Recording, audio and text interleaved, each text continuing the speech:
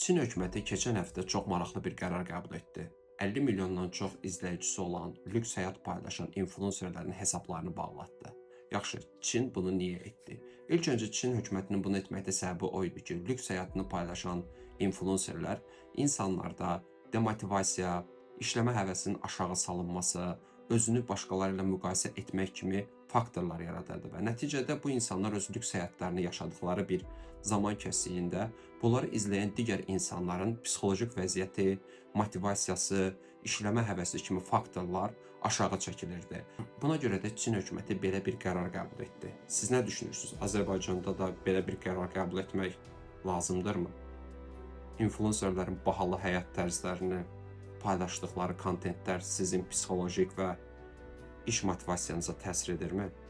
Bu tərz videoların daha çox gəlməsi üçün bəyənib şərh bildirməyi unutmayın. Daha çox video üçün izləmədə qalın.